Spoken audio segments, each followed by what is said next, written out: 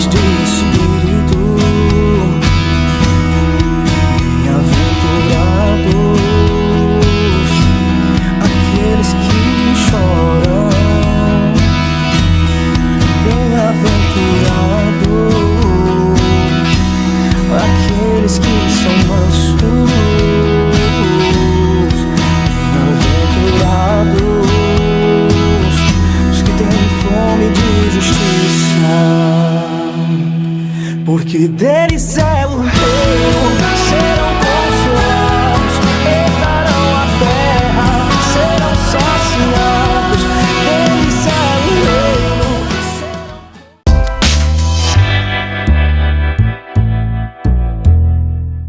O título dessa mensagem é O Poder Destrutivo do Julgamento. A palavra do Senhor diz bem assim: não julguem para não serem julgados, pois vocês serão julgados pelo modo como julgam os outros. O padrão de medida que adotarem será usado para medi-los. Porque se você se preocupa com um cisco no olho de seu amigo, enquanto há um tronco em seu próprio olho, como pode dizer a seu amigo: deixe-me ajudar a tirar o cisco de seu olho, se não consegue ver o tronco no seu próprio olho? Hipócrita, primeiro livre-se do tronco em seu olho, e então você verá o suficiente para tirar o cisco do olho do seu amigo. Amém? Bom, hoje continuamos com a nossa série de exposições bíblicas, intitulado Discipulado, cujo objetivo principal é discorrer sobre aquele que é o principal ensino de Jesus, que é o Sermão do Monte. Então, ao longo das últimas 15 semanas, aproximadamente, nós temos exposto e desafiado a igreja a viver sobre a base dessa mentalidade. Atualmente, nós vivemos em uma sociedade extremamente polarizada. E todos estão com os nervos à flor da pele. E é complexo isso, né, sobre os nossos tempos. E é interessante porque um dos temas que está mais em alta, desde 2017, é o termo cancelamento. Muitos dizem que nós vivemos na sociedade ou dentro de uma cultura do cancelamento. E o que isso significa? A ideia do cancelamento surgiu mais ou menos em torno de 2017 com o movimento Me Too. Eu não sei quantos já ouviram falar, porém esse movimento surge nos Estados Unidos, tentando combater uma série de abusos sexuais que aconteceu lá em Hollywood, e esse movimento acabou permeando grande parte das mídias sociais.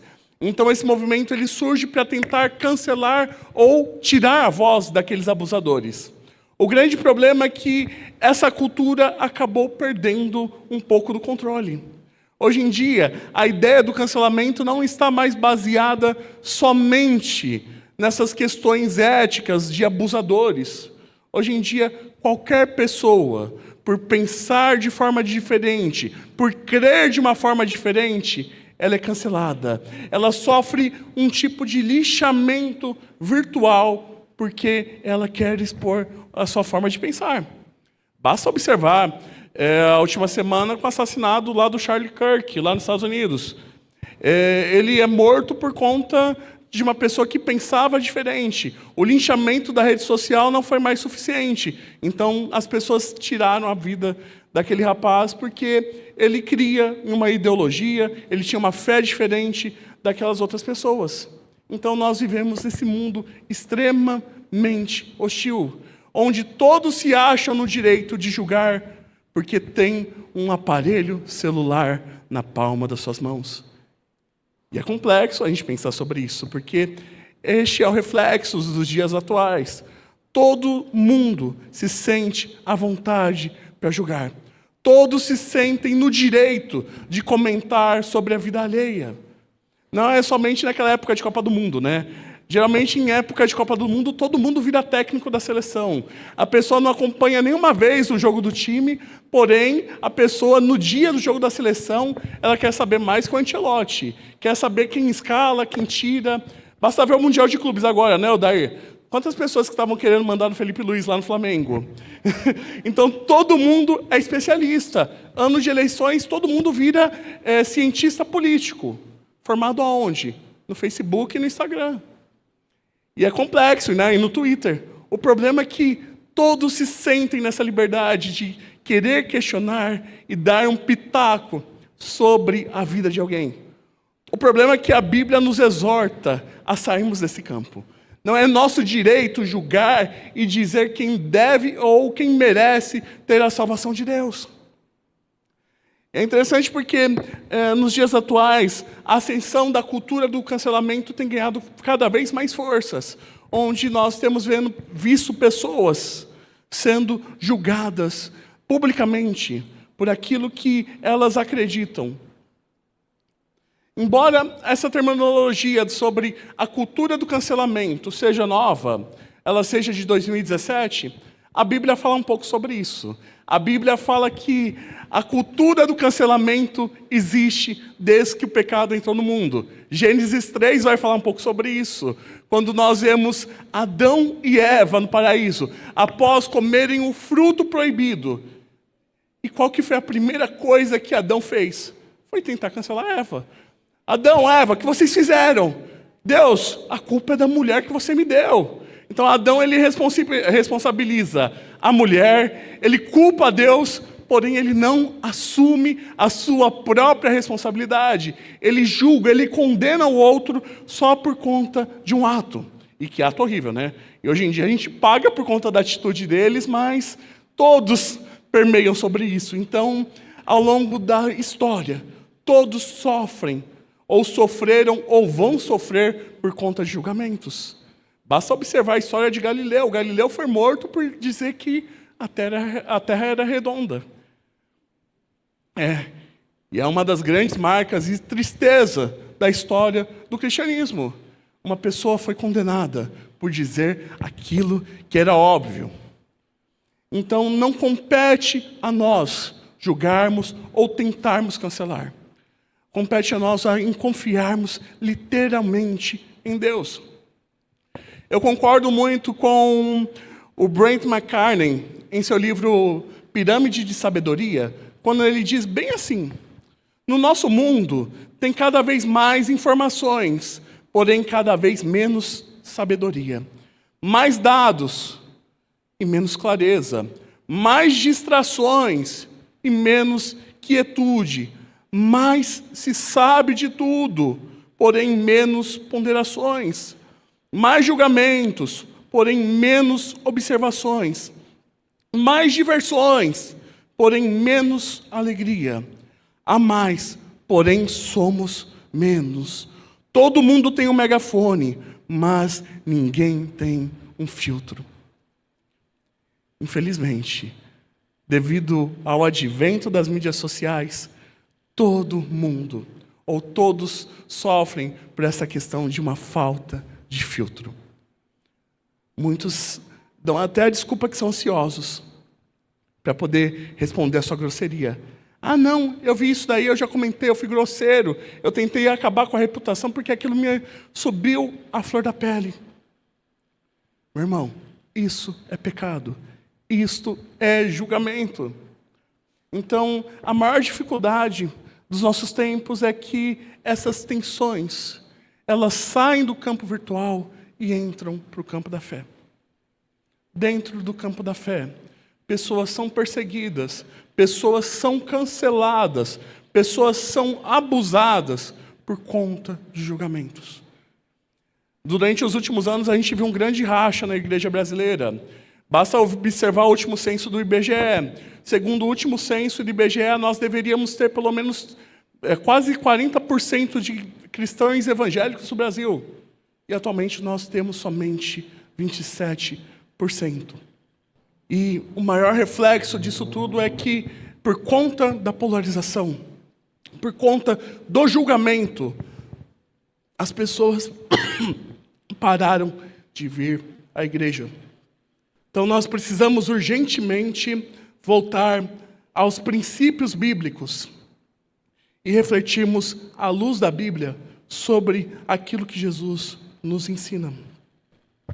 Nós somos chamados para sermos agentes de paz nesse mundo, e não agentes da guerra.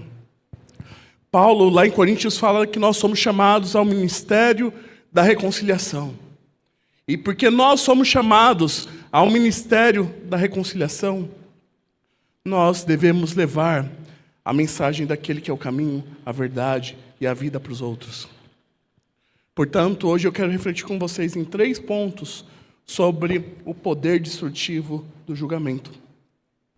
E hoje eu vou até pedir uma ajuda, porque eu acho que eu vou precisar de um galãozinho de 20 litros aqui, porque a voz acho que ela não vai tão longe assim não, tá? Até melhorou um pouco. Consegue ver mais um? Já foi um copo já, tá? Então, o primeiro ponto que eu quero trabalhar com vocês nessa manhã é: o julgamento é um veneno para nossa alma. Sim, o julgamento é um veneno que ele nos impacta diretamente. Isso daí está ligado aos versículos 1 e 2, quando Jesus diz bem assim: não julguem para não serem julgados, pois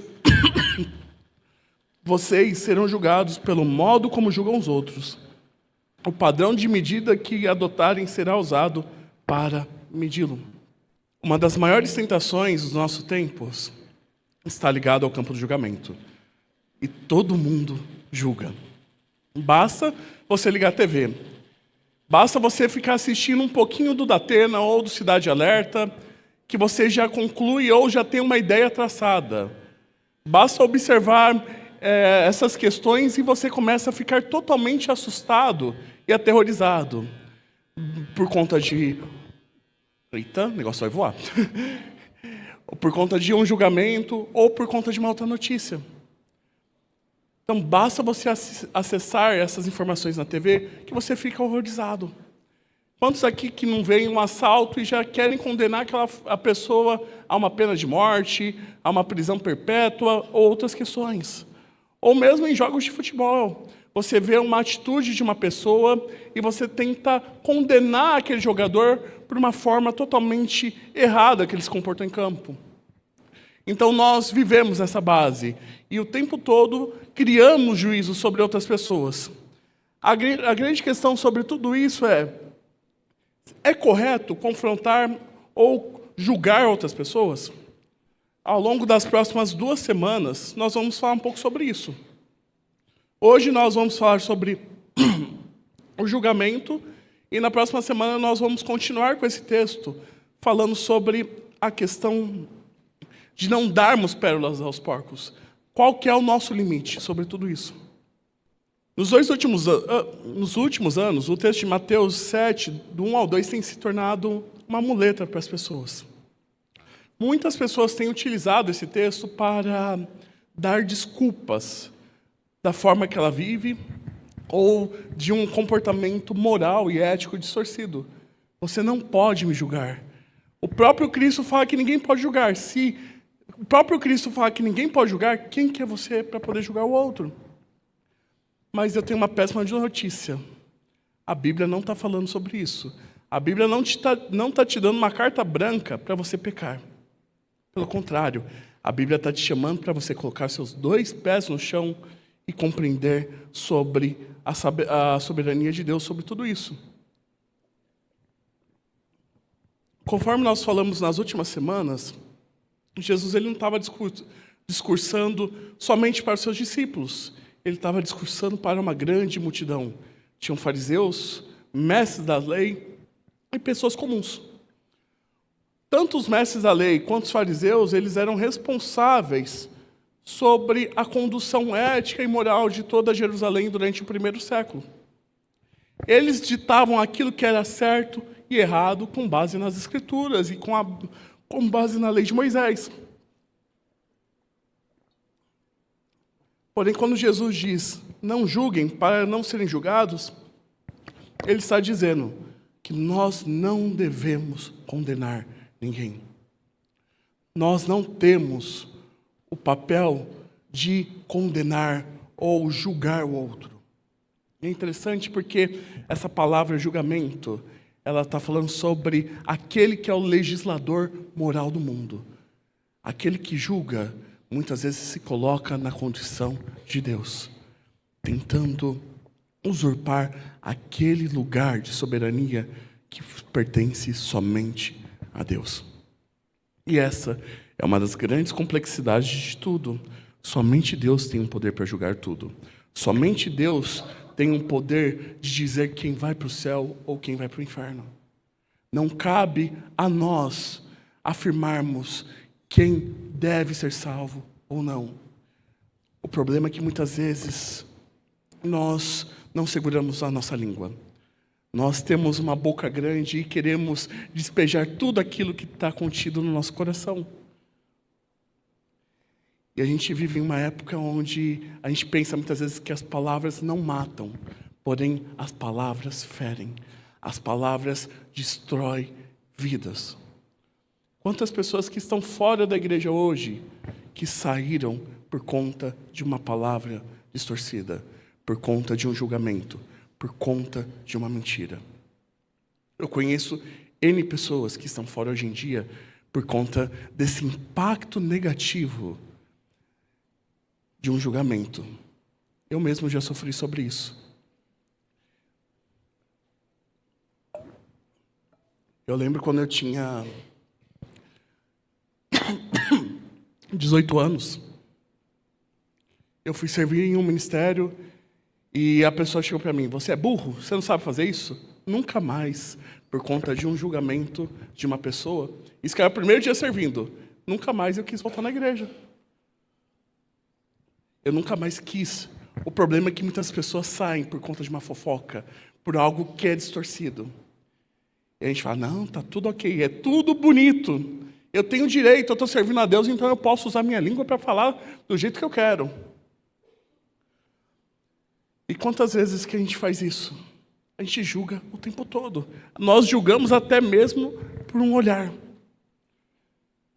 Até mesmo por um olhar nós julgamos a pessoa. Por conta de uma questão distorcida interna nossa. Nós nos colocamos numa posição de superioridade. Tiago 4, do 11 e 12, ele fala bem assim: irmãos, não falem mal uns dos outros. Se criticarem e julgarem uns aos outros, criticam e julgam a lei. Cabe-lhes, porém, praticar a lei e não julgar. Somente aquele que deu a lei é juiz, e somente ele tem o poder para salvar ou destruir. Portanto, que direito você tem de julgar o próximo? Então, o julgamento tem um poder destrutivo sobre as nossas vidas. Literalmente, o julgamento tem um poder de destruir as nossas vidas, tanto a minha quanto a sua. Porque o julgamento, ele envenena totalmente a nossa alma. Sim, à medida que nós nos colocamos numa posição de superioridade em relação ao próximo e nos deixamos levar pela nossa arrogância, revelamos o quanto nós estamos distante de Deus. Tiago 3,5 diz bem assim: assim também a língua é algo pequeno, que profere discursos grandiosos. Veja como uma simples fagulha é capaz de incendiar uma grande floresta. E entre todas as partes do corpo, a língua é uma chama de fogo. É um mundo de maldade que corrompe todo o corpo, ateia fogo a uma vida inteira, pois o próprio inferno o acende. À medida que nós abrimos a nossa boca para condenar o outro, para julgar o outro, de uma forma torpe e distorcida, nós estamos servindo a Satanás. Sim, à medida que você abre a sua boca para condenar outra pessoa, você está tentando usurpar o lugar de Deus. E é interessante notar que um termo utilizado no Novo Testamento para falar sobre a palavra calúnia é a palavra diablos, lá no grego. Sim, a palavra caluniador no grego significa diablos, dando a entender que É diabólico a calúnia. É demoníaco a calúnia. E o que isso daí significa? O dicionário bíblico afirma que o caluniador é aquele que é o difamador, aquele que acusa com falsidade ou com falsas acusações e faz comentários maliciosos sobre outras pessoas. E você pode estar pensando, Felipe, está tudo ok, eu não faço isso. O problema é que muitas vezes a gente segue a proposta do Capelete ao inverso. O Capelete, na última semana, desafiou a gente fazer uma boa ação por semana, não foi isso? 1 hora de boa ação por semana.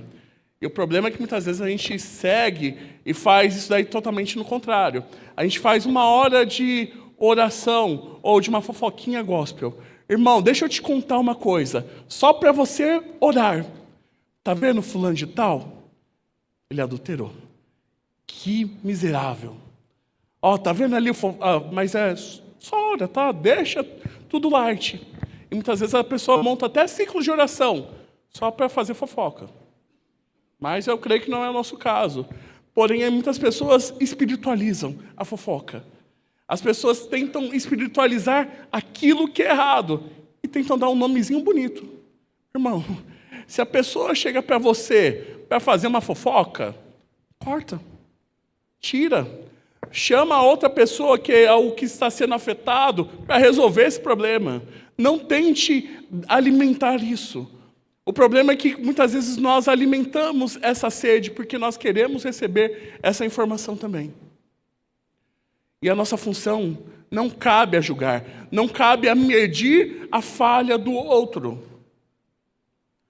Pastor Ronaldo dizia antigamente que a gente nunca devia apontar um dedo para uma pessoa se esse dedo não fizesse parte de uma mão inteira disposta a ajudar o outro. Nunca aponte o dedo para uma pessoa se a sua mão não estiver disposta a ajudá-la. A gente é chamado a reconciliar, a restaurar todas as coisas. Não afundar o outro na lama. O problema é que muitas vezes a gente despeja. Eu não concordo com isso. Daí você vai lá, martela. Daí você fica nessa cultura do cancelamento. E você começa a linchar a reputação por conta de uso e costume, por conta como o outro se veste, como o outro fala, como o outro pensa, porque o outro trabalha em tal lugar. Meu irmão, vigie. Isso é pecado. Você não é Deus. É só Deus que julga as pessoas. A gente não tem esse poder condenatório. O problema é que isso daí reflete o quanto o nosso coração está distante de Deus. Reflete o quanto a gente tem uma mentalidade longe das causas do reino de Deus. E é interessante porque o texto bíblico fala que à medida que nós julgarmos, nós seremos julgados. E a gente vai ser julgado por quem? Por Deus. O mesmo peso que você interfere e você utiliza a sua língua, Deus vai medir e julgar com você com o mesmo peso e ainda pior. Sim. E a gente precisa se atentar sobre isso. Então, muitas vezes a gente faz essas questões, vive com parte dessa cultura. Ou utilizamos até mesmo as nossas redes sociais para poder condenar as outras pessoas. Nós definimos e falamos, fulano de tal fez isso. Ou não colocamos o nome da pessoa, mas na nossa mente a gente está criando um inimigo, alguém para poder difamar. Meu irmão, a gente peca o tempo todo. Se você tem um problema, vá e converse com a pessoa. Não utilize as redes sociais como um muro de lamentações para poder ficar julgando o outro e condenando. Não, só foi um desabafo. Desabafa com a pessoa certa. O texto bíblico fala que a gente deve ser tardio no irar. A gente deve gastar mais tempo ouvindo do que irando. O problema é que muitas vezes a gente esquece sobre isso. Mas Felipe, eu sou ansioso. Controla a sociedade. Está difícil. Busca ajuda pastoral. Vai buscar ajuda em consultório com psicólogos. Tem remédio sobre isso. Porém, a questão é que muitas vezes nós não refreamos a nossa língua e transferimos a responsabilidade para o outro. Provérbios 18, 21 diz bem assim: a língua tem um poder para trazer a morte ou a vida. Quem gosta de falar, arcará com as suas consequências. A língua humana, ela foi capaz de matar mais pessoas que muitas guerras. Quantas pessoas que morreram e morrem por conta da língua, por conta de palavras distorcidas. E muitas vezes a gente fica pensando, não, é só uma mentirinha branca. Meu irmão, é só uma fofoquinha. É pecado. Não tem abertura, não tem mais e nem menos. É pecado e ponto. Vocês pararam já para refletir quantas pessoas estão fora da igreja por conta disso? Por conta de palavras? No início desse ano, eu tive o prazer de acompanhar uma pessoa por alguns meses em uma clínica de reabilitação. E é interessante porque o trabalho que eu participei é um trabalho batista aqui no ABC e funcionava como se fosse uma AA. E eu achava interessante porque as pessoas se sentiam na liberdade. Tinham crentes e tinham descrentes. Porém, uma coisa que era repetida constantemente é: neste lugar eu não encontrei reconciliação. Neste lugar eu consegui encontrar Jesus, porque as pessoas souberam me acolher dentro da minha doença.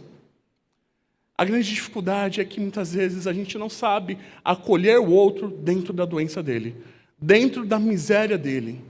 E muitas vezes a gente quer apontar, tá vendo? Fulano de tal, tem problema com álcool. Estende a mão, vai acompanhar, vai passar 3, 4, 5, 6 meses com outro, sendo uma ferramenta, sendo um braço de suporte. A dificuldade é que muitas vezes a gente desacredita no valor da vida e do próximo. A gente fala, fulano de tal não tem jeito. Fulano de tal, já perdi a força de acreditar nele. Porque, tá vendo? Ele vem, se restaura, cai de novo. Meu irmão, a gente é chamado, eu vou repetir de novo, nós somos chamados ao ministério da reconciliação. Nós somos chamados a reconciliar o outro com Deus. Nós somos chamados a carregarmos os fardos uns dos outros e suportar o outro. E suportar o quê? Não ficar condenando. É ajudando aquele que necessita no tempo oportuno. E isso daí me impactou muito, esse encontro. Esses 3 a 4 meses que eu participei. Porque eu via pessoas que eram feridas com igrejas e tiveram a reconciliação com Deus através de um trabalho sério, onde foram direcionadas para clínicas de reabilitações depois. Por mais difícil que seja a situação com a outra pessoa, nós precisamos aprender, ouvir e entender a sua necessidade, para depois falarmos. Sim, nós não podemos ser impulsivos para responder o outro, pois isso somente afasta o outro de nós. Tiago 1, 19 a 20, diz bem assim: entendam isso, meus amados irmãos, estejam todos prontos para ouvir, mas não se apressem em falar, e nem em se irar. A ira humana não produz justiça divina. Quantos conflitos que nós passamos que não seriam resolvidos se nós fôssemos mais rápidos para ouvir e mais tardios no irar? Sim. Quantas brigas no seu casamento que você resolveria porque você foi tardio no ouvir? Você já não quis definir que o outro está pensando. Quantas das dificuldades que você tem que se você ouvisse mais o outro, você entenderia que o outro passa pela mesma dificuldade e pior que você. Então a gente precisa ouvir mais as pessoas. Nós precisamos ouvir mais e falar de menos. Provérbios fala sobre isso, né? Provérbios fala que até um tolo se passa por sábio quando ele fica em silêncio. Até um tolo se passa por sábio quando ele fica em silêncio. O problema é que muitas vezes nessa forma reativa que nós vivemos a vida, nós nos comportamos como um tolo, porque a gente não sabe ouvir a pessoa. Quando nós não ouvimos o outro, nós julgamos e condenamos o outro por conta da nossa arrogância. Provérbios 18:13 diz bem assim: falar sem antes ouvir os fatos é vergonhoso e insensato. Sim, falar sem antes ouvir os fatos é vergonhoso e insensato. Portanto, nós precisamos nos voltar a Deus, refrear os nossos impulsos, refrear a nossa língua. Nós não devemos ser direcionados pela nossa língua, porque ela tem um peso de condenação. Nós precisamos pedir sabedoria para Deus. Ah, Felipe, eu não sei o que eu falo com aquela pessoa. Eu não sei o que eu faço numa situação adversa. Tiago 1:5 diz bem assim: se você não tem sabedoria, peça a Deus sabedoria, porque Ele te dá em abundância. Se você não tem sabedoria no falar, peça a Deus sabedoria, porque Deus te dá sabedoria e sabedoria em abundância. O segundo ponto que eu quero trabalhar com vocês é que não existe espaço para atuação na fé cristã. Sim, não existe espaço para atuação na fé cristã, que está ligado aos versículos 3 e 4 de Mateus 7. O texto diz bem assim: porque se vocês se preocupam com um cisco no olho do seu amigo, enquanto há um tronco no seu próprio olho, como pode dizer ao seu amigo: deixe-me ajudá-lo a tirar o cisco no seu olho, se você não consegue ver o tronco em seu próprio olho?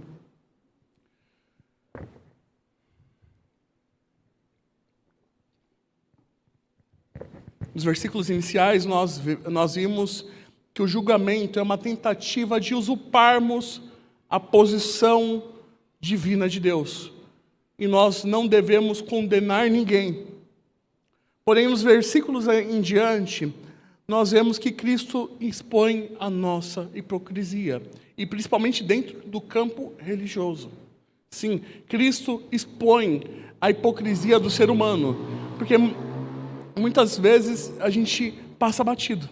Engraçado porque Jesus utiliza de uma figura bem caricata, né? Jesus usa uma forma bem esdrúxula para poder falar sobre como muitas vezes nós agimos. É mais fácil nós olharmos um pequeno cisco no olho do outro do que enxergarmos um tronco, uma árvore inteira que tem na nossa frente. E é interessante porque muitas vezes a gente utiliza isso até de forma dissimulada, né? A gente fala: não vi. Eu não sabia que eu tinha tal pecado. Mentira. Eu concordo muito com John Stott quando ele diz que temos a tendência fatal de exagerar as faltas do outro e diminuir as nossas. Sim, nós temos a tendência de exagerar. Nós sempre queremos maximizar a falha do outro e nós queremos minimizar os nossos problemas. E é difícil, né? É difícil porque como é complicado enxergar que nós somos pecadores. Se eu perguntasse para vocês hoje o que é mais fácil, pedir perdão ou perdoar o outro, a maioria diria que é mais fácil perdoar, porque você sempre está por cima. A dificuldade é que muitas vezes você se colocar nessa posição que você reconhece que você falhou com o outro, aí a gente não reconhece. É difícil a gente falar que eu fiz tal coisa. Então, muitas vezes, a gente tem essa tendência fatal de exagerar o problema do outro e minimizar os nossos próprios problemas. Temos a facilidade de criarmos uma forma ou uma visão encantada sobre nós. Sabe, aqueles cantos ou filme da Disney, é tudo bonito, é tudo floreado. A gente não tem problema. Eu lembro até hoje que uma vez eu cheguei para um adolescente aqui na igreja, eu falei: e aí, pecador? Só faltou ele dar um tapa na minha cara. Porque quem quer ser chamado de pecador? Quem quer ser chamado como alguma pessoa que falha? Então a gente tem essa visão encantada. A gente tem essa visão bonita e floreada sobre nós. Porém, a gente sempre vê o pior no outro. É sempre o outro o responsável da nossa dor, do nosso sofrimento. É sempre o outro que é o enviado do Satanás. Não são as nossas consequências. Então a gente tende a viver uma vida dessa forma. Muitas vezes a gente não consegue visualizar as nossas próprias falhas porque nós temos uma máscara. Nós temos uma máscara de religiosidade encorpada em nós mesmos. E a gente veste por tanto tempo que a gente esquece, de fato, como é o nosso rosto. Tiago capítulo 1 fala sobre a questão do homem que se olha no espelho e logo se esquece, né? E assim é a figura humana. A gente se esquece das nossas falhas, mas a do outro a gente leva até o túmulo. Ó, até o final da vida eu vou ficar te julgando porque você fez isso. Sabe, dia 25 de janeiro de 1987. Eu sei lá o que aconteceu nesse dia, mas eu te julgo até lá. Porque a gente sempre quer ver o pior no outro. Então essas questões só revelam o quanto nós nos esforçamos para utilizar máscara e quanto nós estamos cegos para a necessidade do outro. Tiago 1:26 diz bem assim: se algum de vocês afirma ser religioso, mas não controla a língua, engana a si mesmo, e a sua religião não tem valor. Se você afirma ser religioso e não controla a sua língua, você é mentiroso. Concordo com o pastor Dietrich Bonhoeffer quando ele afirma que quando eu julgo, eu estou cego para o meu próprio mal e também para a graça que é direito do outro. Muitas vezes nós agimos dessa forma. Nós ficamos cegos para o nosso próprio mal e para entender que o outro ele é carente e necessita da graça de Deus também. Jesus chama isso daí de hipocrisia. Jesus chama isso de atuação. A palavra hipocrisia, no grego, significa aquele que atua, aquele que encena, aquele que vive de uma forma dissimulada. Pesado isso, né? Jesus chamando o outro de dissimulado, Jesus está chamando. E Jesus, quando ele faz esta ilustração, ele está dizendo que não há espaço para encenação na vida cristã. Não dá para você dizer que você é discípulo de Jesus e se a sua língua vive de outra forma. Com a sua língua você manifesta a sua fé de uma forma totalmente mentirosa. Então Jesus ele fala que não existe espaço para atuarmos. Muitas vezes a gente se perde pensando sobre isso.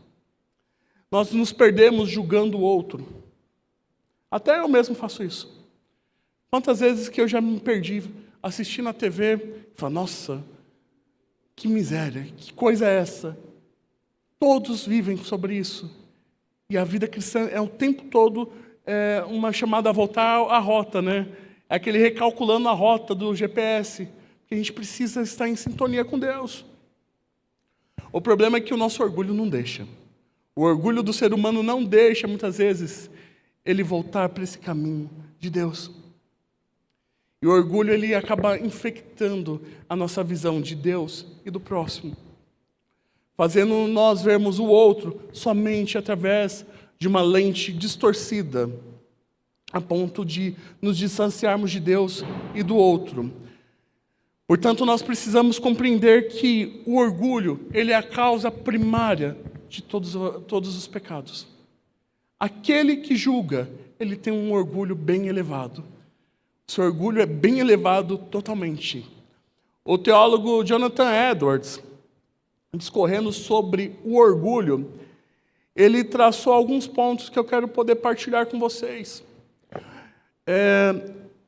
O Edwards ele trabalha que o orgulho nos coloca em uma lente de superioridade do outro, fazendo sempre enxergarmos as falhas do outro e não as nossas. Quem aqui nunca sofreu isso? A gente potencializa ao máximo. A gente sabe o problema do outro de cor salteado. O outro tem isso, assim, assado. E a gente nunca olha. Então a gente precisa começar a detectar as nossas falhas, porque o orgulhoso detecta somente do outro e não detecta a sua própria. O orgulhoso é aquele que tem um espírito severo, é aquele que tem a doença do orgulho no coração. Ele se irrita por tudo. Sabe, aquela pessoa que fica reclamando de tudo. Tinha que ser do meu jeito. O outro não faz errado porque ele não sabe fazer da minha maneira. Graças a Deus que a pessoa não sabe fazer da sua maneira. Porque a outra pessoa é uma outra pessoa, não é um robô, não é uma inteligência artificial. Porém, em uma época de inteligência artificial, a gente quer condicionar tudo dentro do mesmo balaio. A gente quer utilizar e condicionar os outros da mesma forma. Eu tenho que pensar dessa forma. Eu tenho que agir daquela outra maneira. E muitas vezes a gente faz isso. Basta observar essas brigas de internet que existem. As pessoas, pelo fulano de tal pensa, meu filho, você está sendo condicionado a um algoritmo. O algoritmo vai te trazer tudo, aquilo que você busca ou aquilo que você se alimenta. Você está sendo condicionado a pensar daquela maneira, você achando que existe somente uma visão.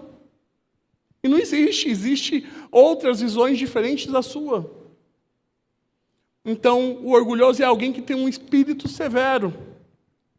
O orgulhoso é alguém que vive de uma forma superficial. Sim, quando o orgulho vive no nosso coração, nós estamos mais preocupados com as percepções do outro, com o que o outro vai julgar sobre mim, que nós esquecemos de pensar em nós mesmos. Nós tentamos sempre agradar, e se o outro não se agrada, a gente julga de novo. E por último, o orgulhoso é alguém que tem desespero por atenção. Sim, o orgulhoso tem uma fome e uma sede pela adoração da sua própria imagem. E muitas vezes, quando nós julgamos, nós queremos isso. Queremos que o nosso coração seja adorado. A forma que nós pensamos e agimos seja adorado pelo outro. Isso daí é difícil. A maior dificuldade de tudo se dá porque o coração do homem é uma fábrica de ídolos. O coração do homem é uma fábrica de criar ídolos o tempo todo. O homem flerta constantemente em tentar colocar qualquer coisa no lugar de Deus e esquece de colocar Deus no lugar de honra e soberania na sua vida. Quantos conflitos surgem por conta dessa sede egoísta, de nós termos o domínio e o controle de tudo. Meu irmão, você não tem o controle de todas as situações. E glória a Deus por isso. Glória a Deus porque você não tem o controle, mas você tem um Deus que tem o controle de tudo. Ele sabe o que é melhor para você. Se Deus sabe o melhor para você, você não precisa tentar ditar o mundo e o universo da sua maneira. Portanto, você precisa começar a refrear a sua língua. Confiar mais em Deus e sair mais do campo do piloto automático. A fé não se dá no campo do piloto automático, mas e sim da profundidade diante de Deus. O terceiro e último ponto é que nós somos convidados constantemente ao arrependimento. Por fim, o versículo 5 de Mateus 7 diz bem assim: hipócrita, primeiro livre-se do tronco do seu olho, e então você verá o suficiente para tirar o cisco, a trave do... Quer dizer, então você verá o suficiente para tirar o cisco do olho do seu amigo. O convite que Cristo faz é ao arrependimento total. O convite que Jesus chama a todos é: arrependam-se. Somente aquele que consegue compreender a sua própria miséria consegue olhar com mais amor e compaixão pelo outro. Somente aquele que se reconhece pecador e sabe das suas falhas olha para com o outro com misericórdia e não com ira, não querendo domar e ditar a vida do outro. Nós somos chamados a tirarmos o tronco do nosso olho. E aí sim começar a ajudar o outro. Aí sim começar a fazer aquilo que a gente conversou lá no início. Se você for apontar um dedo, que seja parte de uma mão. Não adianta você querer ficar num tom condenatório o tempo todo, se você não consegue tratar os seus próprios pecados. Porém, a gente precisa entender que, muitas vezes, a solução e a resposta para aquela falha que o outro enfrenta, você tem porque você já passou por isso, e você consegue ser um alicerce para o outro. O apóstolo Paulo, lá em Gálatas 6, 1 e 2, diz bem assim: Irmãos, se alguém for vencido por algum pecado, vocês que são guiados pelo Espírito, devem com mansidão ajudá-lo a voltar ao caminho certo. E cada um cuide para que não ser tentado. Ajudem a levar os fardos uns dos outros e obedeçam desse modo à lei de Cristo. Nós somos chamados ao ministério da reconciliação. Nós somos chamados a carregarmos o fardo uns dos outros. Nós somos o tempo todo chamarmos o outro para uma reconciliação. Nós não somos chamados ao ministério da guerra. Nós não somos chamados ao ministério do ódio, mas nós somos chamados ao ministério da reconciliação. O amor precisa ser parte fundamental e essencial da nossa vida. O amor precisa ser o norte das nossas ações. Porque se eu compreendo que eu sou amado por Cristo, eu consigo olhar o outro com mais amor. Eu consigo entender que a falta que ele está tendo, ele é carente da misericórdia de Deus. Eu não sou suficiente para poder condenar o outro. Porém, eu devo ser alguém que deve ajudá-lo o tempo todo. 1 Coríntios 13, 4 e 7 diz bem assim: o amor é paciente e bondoso. O amor não é ciumento e nem presunçoso. Não é orgulhoso e nem grosseiro. Não exige que as coisas sejam da sua maneira. Não é irritável, nem rancoroso. Não se alegra com a injustiça, mas sim com a verdade. O amor nunca desiste, nunca perde a fé. Sempre tem esperança e sempre mantém firme. Nós precisamos ter amor pelo outro. A maior dificuldade de julgarmos o outro é que o amor tem sido esfriado em nossos tempos. E a gente precisa entender que nós precisamos suportar o outro. Por fim, eu quero falar só com aqueles que já foram maltratados ou sofreram com peso de julgamentos alheios. Eu quero falar com você que, por conta de fofocas, por conta de mentiras, por conta de calúnias, você distanciou de Deus ou tem se distanciado de uma caminhada com Deus. O meu convite é: perdoe. Perdoe aquele que te feriu. Perdoe aquele que te ofendeu. Concordo muito com C.S. Lewis, quando ele diz que todos dizem que o perdão é uma ideia maravilhosa, até que elas tenham que ter algo para perdoar. Sim, todos dizem que o perdão é uma ideia maravilhosa, até que elas tenham algo para perdoar as pessoas. Pode soar difícil, e pode até soar um pouco utópico para você. Porque eu não sei o grau que você foi ferido na sua vida. Eu não sei o tamanho da ferida que você tem passado. Porém, o caminho é esse. O caminho é da reconciliação. O caminho é diante de Deus. Ah, Felipe, eu tive minha reputação manchada. Eu tive meu nome jogado no lixo. Perdoe. Ah, mas você não sabe o que eu passei. Perdoe. Ah, mas eu perdi, minha confiança está abalada com os outros.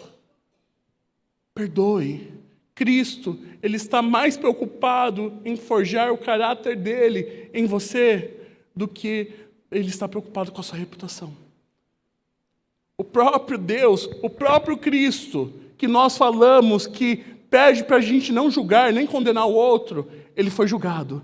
Ele foi tacado numa cruz, ele foi morto, ele foi torturado por conta do meu e do seu pecado. E esse mesmo que morreu por conta do meu e do seu pecado, por conta das minhas e das suas acusações, ele pede: não julgue, perdoe, se reconcilie com o outro. A gente precisa colocar em prática aquilo que a gente aprendeu do Mestre. A gente precisa colocar em prática a nossa vida de discipulado. Caso contrário, nós viveremos uma grande mentira. Provérbios 17, 9 diz que quem perdoa a ofensa mostra amor, mas quem insiste nela separa os amigos. Ah, mas Felipe, é difícil perdoar uma ofensa, é difícil perdoar. Pare de julgar e comece a perdoar. Perdoar quando? Agora. 1 Pedro 4, 8 diz que, acima de tudo, amem uns aos outros, pois o amor cobre muitos pecados. Amem uns aos outros, porque o amor cobre os pecados. Assim como aqueles que julgam precisam tomar uma decisão correta, aqueles que foram feridos precisam tomar uma decisão correta, porque é muito fácil, é uma linha tênue entre nós passarmos do campo da vítima para o julgador. Porque muitas vezes você é ferido e daqui a pouco você começa a julgar o outro da mesma maneira. E a gente é chamado à reconciliação o tempo todo, porque senão nós nos tornaremos um julgador e alguém que faz até mesmo pior. Então nós precisamos tomar uma atitude brusca sobre isso. Por fim, Colossenses 3:13 ao 15 diz bem assim: sejam compreensivos uns com os outros e perdoem quem os ofender. Lembrem-se que o Senhor os perdoou, de modo que vocês também devem perdoar. Acima de tudo, revistam-se do amor, que une a todos em uma perfeita harmonia. Permitam que a paz de Cristo governe o seu coração, pois, como membros do mesmo corpo, vocês são chamados a viver em paz. E sejam sempre agradecidos. Nós somos chamados a vivermos em paz. Não deixe que essa cultura doentia faça parte da sua vida. Não deixe que essas questões impactem a sua jornada. Mas, acima de tudo, viva de acordo com uma mentalidade renovada. O próprio Paulo, em Colossenses 3, a partir do 1, ele fala o quê? Se vocês foram ressuscitados com Cristo, olhem para as coisas do alto. É de lá que vem ajuda. A gente precisa olhar para as coisas do alto. A gente precisa parar de ficar olhando para as coisas terrenas e guardarmos a amargura e começarmos a olhar para o outro. Porque é de Cristo que vem a solução. É nele que vem a resposta exata para as nossas questões. Portanto, meu irmão, que a gente possa sair daqui hoje estimulado a se reconciliar com o outro. Você pode ter entrado aqui hoje, nessa manhã, se sentindo ofendido, angustiado por questões que você não concorda. Mas o caminho que eu quero te convidar hoje, perdoe. Saia desse campo de se achar o Todo-Poderoso e entregue todas as questões da sua vida para aquele que pode resolver. Amém?